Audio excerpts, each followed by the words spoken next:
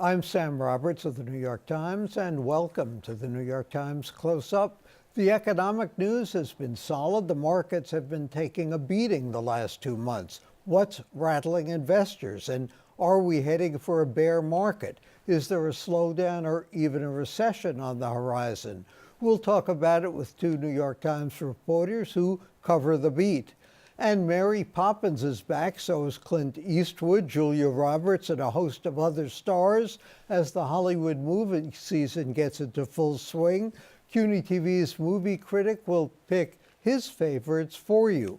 And later on, I'll have some additional thoughts on CODA. But we begin with New York City's affordable housing crisis. It hits the poorest New Yorkers hard, the homeless even harder. The crisis nothing new. It's been a serious problem for years, but to paraphrase what Mark Twain said about the weather, everyone talking about it, nobody doing much about it.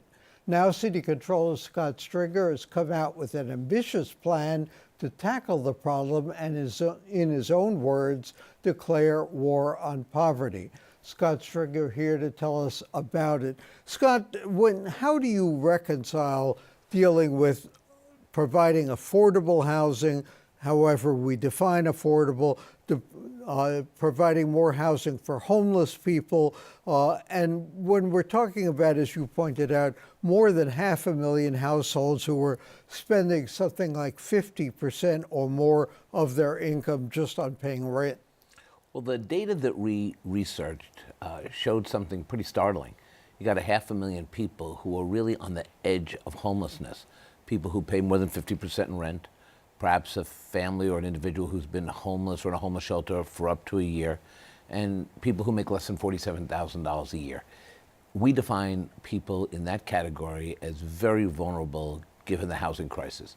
You know that we have 62,000 people in shelter, 24,000 are children, and it's only getting to be a bigger and bigger divide.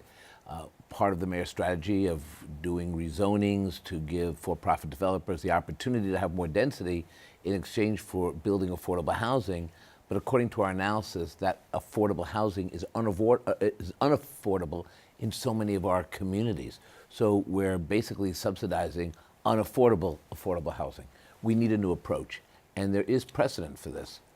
The unaffordable housing, unaffordable to many people, is that still a good idea because it is affordable to more people? Absolutely, and I really commend the mayor for an ambitious affordable housing plan. He's looking at 300,000 units. That's very meaningful. But the problem is it's not affordable enough to more people. Well, we've been building housing. We have apartments that rent, or the AMI of $155,000. AMI. The area median income for neighborhoods that we're building more housing at the $155,000 level than we are at the under $30,000 level. So how can you afford, when we're not getting any money from the federal government and barely any from the state, how can you afford to build housing for poor people who can't pay rent? And that is the question, because an elected official can have a plan or an aspirational plan, but if there's not a way to pay for it, it's a one-day story. So you have some ideas. So our Housing for All campaign, our Housing for All report talks about funding. And essentially, the short of it is, right now, when you sell an apartment, 80% of buyers or sellers and buyers in Manhattan buy apartments all cash, 80%.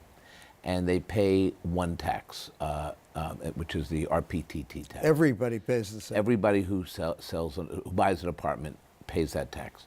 For people who take out a mortgage, you also pay the RPTT, but you also pay the mortgage recording tax. And that's a regressive tax, because that's basically a tax on the middle class. Rich people pay in cash. Middle class people pay by taking out a mortgage, and then they get taxed twice. I want to remove the MRT. It's something that's just not applicable anywhere else in the country, and I want to create a progressive RPTT.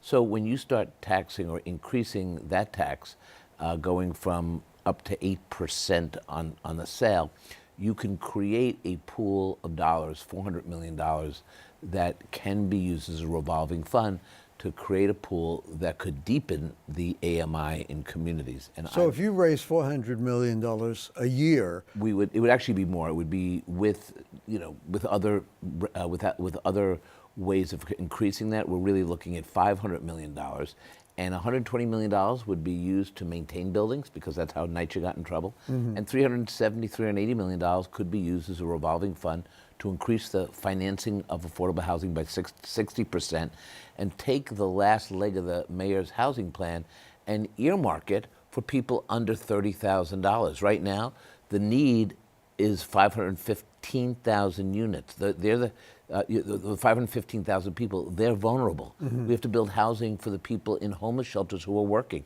We need to build housing for, the waiters, the people who take care of our parents and grandparents. These are people who are the lifeblood and the backbone of our city, but we're pushing them out. We have to do this now. So with $400 or $500 million a year, how many of those 500,000 people would you actually be able to take care of? I think we could take care of a couple 100,000 individuals, families, people who desperately need that kind of housing. It would basically be an infusion of much needed capital dollars, much needed maintenance dollars, and then we can redirect the housing program, because when you build housing for low income people, it does cost more. But we have no choice, because we are ignoring the most vulnerable people in the city. Now, what's the precedent of this? Well, let's start with Fiorello LaGuardia. He built public housing. He built NYCHA in the 1930s. That was aspirational housing. That wasn't poor people housing. That was housing when you had that apartment. It was a ticket to the middle class. I know the same because I grew up in Washington Heights, a few blocks away from Dyckman houses. Back then, everybody was in the same boat, but there was an avenue for success. Mitchell-Lama program came after, housing that was created with Lindsay and the state. That housing was for 400,000 individuals who also were the backbone of the city. And finally, Ed Koch, when we had that kind of abandonment, he returned the housing program to the people in the city, and that was pretty incredible as well. Every administration, generationally, the government responded to a housing crisis. We must now redirect the housing that we need to the most vulnerable people in the city. And this plan is about tax reform. I think we can get it done in Albany, and it would change the way we look at building affordable housing. Okay, a couple other topics before we run out of time. Amazon, obviously you have questions about it. You said you were going to try and study the deal. It should have been more transparent, but on balance, good or bad? Well, that's, I think, the false issue here.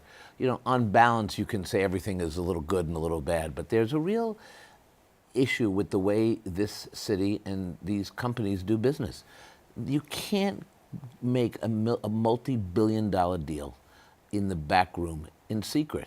Some of the more contentious rezonings or plans for the city went through a city council review process. It's called ULURP, and it matters because that's how you get good things to happen. You have through negotiation, through public hearings.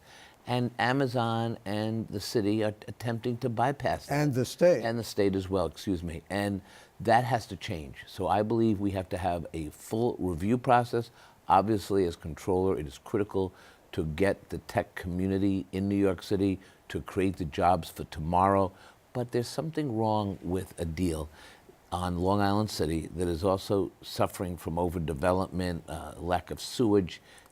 So would you try to stop the deal? I would go through what's happening now, which is a review process, and I would ask the following questions. Look, you have the largest public housing project in the city, in Long Island City, 96 buildings,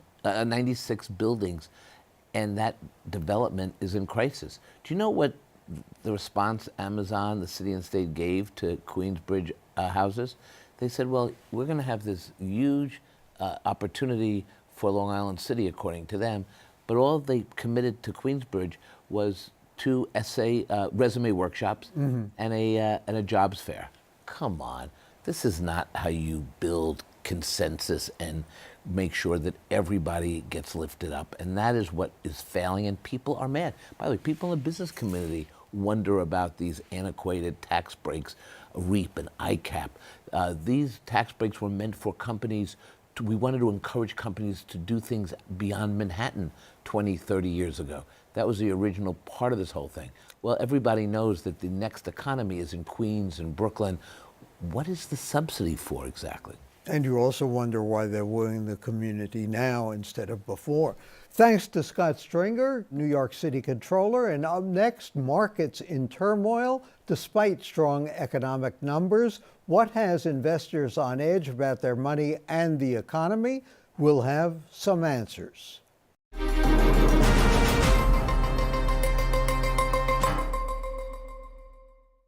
The numbers seem to tell the story of a booming economy. GDP, corporate profits strong, unemployment a 50-year low, wages rising. But the Dow is down about 2,000 points since early October. As they say on Wall Street, investors are climbing a wall of worry.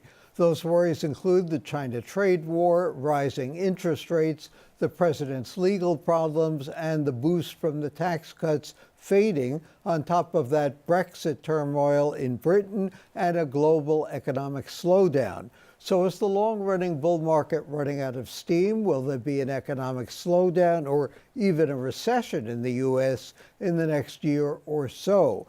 Let's get some answers from New York Times reporter Peter Eavis and Times Dealbook editor Stephen Grosser. Where are we going, and is what's happening in Europe and the China trade war going to drive things into a recession or certainly a downturn in the U.S.? Steve? So far, I mean, most economists, and if you look at the economic data in the United States, it doesn't look like a recession. But that is becoming increasingly a topic of conversation among investors, and there is worry that next year could lead to, we could see a recession next year. What do you think, Peter? Well, this is why so much focus has been on the Federal Reserve, which sets interest rates. Investors have wanted to see the Fed at least telegraph that they weren't going to keep raising interest rates, and they got that. They got like messaging from the Fed that, you know what, we're not just going to keep tightening money. We're going to let things pause if it's necessary. And that has led to a sort of collective sigh of relief on Wall Street, because at least it tells investors the Fed is watching, they won't go too far, and that means if they have to step back and they have to let interest rates stay at one level or even maybe come down a bit, they'll do that, and that should enable the economy to at least grow in the face of some of these headwinds. But like Steve says, it's certainly not certain that those headwinds are going away. Yeah. Go ahead. Yeah. I was just going to say, talking about inflation hasn't been strong coming into the year end. The labor market remains strong, but the economy is coming off that sugar high that it got from stimulus. So a lot of investors were worried that the Fed probably should take a pause in the new year and see how strong the economy is before moving forward. There weren't the risk of the economy overheating that should cause the Fed to continue down the rate hiking path. President Trump has got blamed for lots of things, but what effect has he really had on the economy? Did the tax cuts help? Is the trade war with China a valid thing? I mean, we obviously ship some stuff to them, but they, obviously send a lot more to us. So is what he's doing good for the economy ultimately or not? No, that's a great question. I mean, I think in the long term, speaking to people in corporate America, they would agree that over the long term, China should change its behavior. They need to be more open, they need to stop things like IP theft, and that will benefit the global economy. The problem is getting there in the short term is a pretty rocky, confrontational thing to do. And you can see that when the trade war heats up, as we were approaching the point when we were going to up tariffs to 25%, the markets did not like it, and they sold off, and that's why Trump probably backed off. And here you have that weird feedback loop where, you see President Trump, up the ante on the trade war, the markets wobble, he looks at the markets, he steps back a bit, and then when he, I don't know why, at some point he decides he wants to go at it again, he does. And he still says, I'm Mr. Tariff. Right, and so we're not certain that kind of that sort of way of doing things has come to an end yet. I still feel like he has still quite a lot of bellicosity in him. But if he wins on that issue, doesn't that ultimately benefit the economy here? I mean, yes, because the uncertainty goes away for certain, and then some of the tariffs go away, which are a hindrance on economic growth. But on the other hand, what's a win in this situation? I mean, does it look like China, doing a little bit over there, and we'll have to wait 10 years to see if actually it happens or not, I don't know if that's a win. So, what is the biggest threat to the economy now with all these things in motion? What do you think is the thing we've got to watch out most for the thing that presents the biggest challenge? I mean, the Fed is always and usually on the top of the mind of investors, just because, higher rates can crimp the economy and crimp economic growth. And, the Fed has raised rates ahead of the past two recessions and has gotten blamed for the past two recessions. The other one is, I think investors are really worried about growth, and not just in the U.S. The U.S. looks, remains strong economically, and the growth seems to be strong, even if it slows down next year. The bigger concern, I think, for investors is how does a slowing global economy come back to the U.S.? And if you look at, the S&P 500, 40 to 50% of their revenue comes from overseas. So corporate America is not immune to a slowdown overseas. Is it possible after all of this growth that we've been through, the market has just run out of steam? I mean, it is cyclical. Well, I mean, one argument against that is earnings are still pretty strong. I mean, ultimately, that's what the market trades off. If companies can deliver earnings growth and they keep delivering earnings growth, investors will calm down and they'll come back to the stock market. And right now, if you look at all the estimates, they're still going to do that. But again, you can never predict earnings because it depends on the global economy. We're back to that conversation. But I mean, we are coming off a very strong period. And I think investors got very used to this story that things would just gallop forward and we wouldn't have to worry. And then suddenly all these worries reappeared and people remembered that, things aren't straightforward in the stock market. No, I was going to say earnings growth is going to slow next year, or it's not going to grow as fast as it has this year, thanks to the tax cuts coming off. However, the thing that I think a lot of investors, and you saw that when companies reporting earnings this year, are focused on is the outlook and the cost. And when you have both rising rates and the tariff war, investors are worried that the costs in companies are going to go up, and that's going to crimp profit growth even more, and that's going to come in. And then people have to reevaluate, both the economy and also their investments. Quick last question. If somebody handed you $100,000 in cash right now, what would you do with it? I would, we never give investment advice, so I probably shouldn't answer that. But third in the bank, third in government bonds, and a third in the stock market. And you? I think that's about right. And I think that, whenever you're asked to give investment advice, I think the most important thing is, don't worry about the short-term movements. You should be investing for the long term. And, to steal like Warren Buffett's constant phrase, over the long term, the U.S. markets have been pretty good. Okay, good advice. Thanks to my Times colleagues, Peter Eavis and Steve Grosser. Coming up next, so many movies hitting the theaters with big-name stars. What should you see? Our in-house movie critic will give you his advice.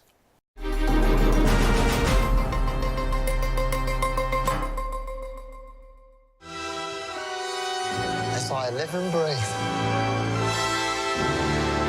I was blowing the kite and it got caught on a nanny.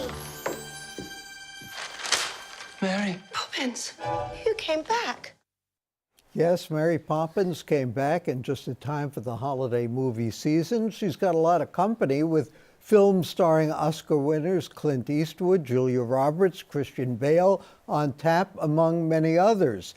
CUNY-TV's own movie critic Neil Rosen joins me now to sort out the hits and misses, give us his picks. Neil, what should we see and what should we skip? Well, we just looked at Mary Poppins, Sam, and that's a movie for the whole family. I mean, if you got the kids and you're looking to go, entertain them for the weekend. I mean, it's been, 54 years since the last Mary Poppins movie. It's time. Yeah, and, that one had Julie Andrews and Dick Van Dyke, who, by the way, Dick Van Dyke makes a cameo in the new one, but Emily Blunt plays the new Mary Poppins, and she's a little more edgier than the Julie Andrews thing.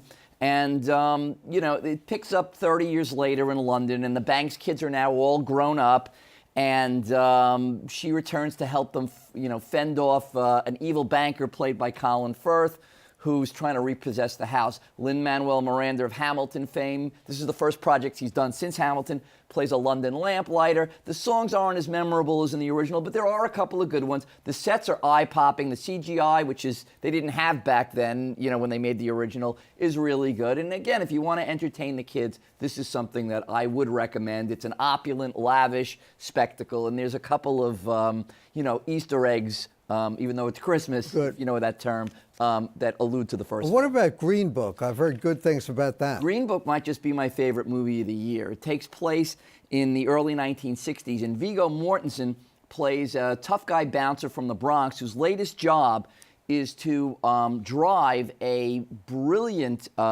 master pianist played by Mahershala Ali, remember him from Moonlight, on a concert tour of the Deep South. Now, this is based on a true story, and there was an actual guidebook called the Green Book, Right. which in the pre-civil rights Jim Crow South, if there were black travelers, it told them the motels and the restaurants that it was safe for them to, be at. And so they go in the Deep South, and initially these guys don't get along. They're like the odd couple. They're polar opposites. Viggo's like right out of Goodfellas. Mahershala Ali's character is like this very highly educated, refined guy. But when they face all this racism in the South, they become friends. Sounds like a good one. How about Ben is Back? Ben is Back stars Julia Roberts, and this is the best thing that she's done in a really long time. It's about a kid played by Lucas Hedges, who breaks out of a drug rehab facility to spend Christmas with his family, but the family is not happy to see him. This is a very troubled kid. So Julia makes a deal with her son. She says that he can't leave her sight for the entire time that he's there, and if he does that, he can stay. And this is Lucas Hedges is the real revelation in the film. I mean, first of all, he's in another movie that's playing in town right now called Boy Erased, which is very good. This kid won an Academy Award nomination for Manchester by the Sea. He's on Broadway in the Waverly Gallery. Wow. And it was written and directed by his father, Peter Hedges, and it kind of looks at the addiction crisis in America today. Very quickly, Vice. Vice, I love Vice. It's the story. It's the biopic of Dick Cheney. Christian Bale looks like Dick Cheney. He's buried under prosthetics. Do we really want to see more of Dick Cheney? Well, the thing is, what do we really know about Dick Cheney? Like how he rose to power, what he was like as a young man. He was a drunkard who kept getting fired from blue-collar jobs, but he kept to impress his wife, to get in the good graces of his wife, played by Amy Adams. It shows you how he rose to power. And Steve Carell plays Donald Rumsfeld, and Sam Rockwell plays George W. Bush, who's happy to turn over the reins of running the country, according to this movie. Okay, a lot to see this season. Thanks to Neil Rosen, and I'll add my thoughts next on CODA.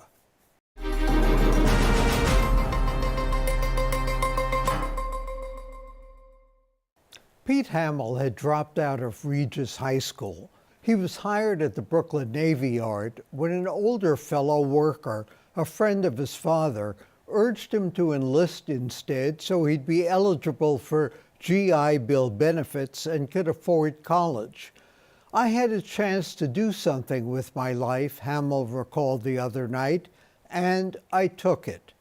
The occasion was a tribute at NYU to the legendary journalist. For 7 decades since, Hamill has viewed New York with Jesuitical reservations about a city we may think we know, but one that unceasingly recycles itself, time and again replenishes its pool of potential storytellers with new immigrants. The New Yorker who functions best, Hamill once wrote, is the one who understands that you must live with doubt, an underlying skepticism that the utopian city many of us nostalgically cling to never really was. Every year, Hamill rereads James Joyce's The Dead. One passage seems particularly relevant to our time. Quote, "But we are living in a skeptical and, if I may use the phrase, a thought-tormented age. And sometimes I fear that this new generation, educated or hyper-educated as it is, will lack those qualities of humanity, of hospitality, of kindly humor, which belonged to an older day." Still, Hamill stayed an optimist. He distinguished between doubt and cynicism. If people say nothing can be done about Brownsville, they lie, he wrote during New York's 1970s slump. If this country would stop its irrational nonsense and get to work, every Brownsville would be gone in 5 years. Get the hell out of Asia, stop feeding dictators, and if Brownsville stays the way it is for another year, someone should go to jail. New Yorkers have been blessed by the exuberance of his tone poems. Fellow journalists have benefited from his boundless generosity, grace, and resiliency. Not too long after 9/11, when Cassandras were predicting the city's decline, Hamill bucked the tide. He wrote a novel about immortality. It was called Forever. The city would survive, he predicted, and two constants would endure in the old neighborhood: change and an endless stream of New York stories. They are flowing still, he said. I just hope that somebody is writing them down. For the New York Times and CUNY-TV, I'm Sam Roberts.